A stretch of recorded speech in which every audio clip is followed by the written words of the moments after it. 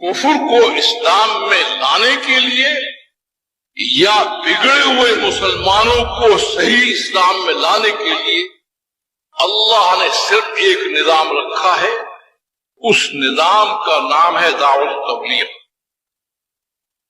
پوری تاریخ انسانیت کو چھان لیجیے، کبھی کفر اسلام میں نہیں آیا ہے سوائے اصحاب دعوت کی، اور کبھی بگڑے ہوئے مسلمان صحیح اسلام کے اندر نہیں آئے ہیں سوائے اصحاب دعوت کی۔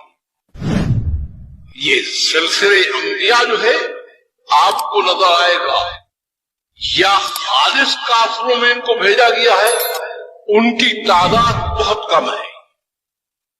غیر مسلموں اور کافروں کی طرف جو انبیاء علیہ السلام بھیجے گئے ہیں ان کی تعداد بہت کم ہے۔ جو مسلمان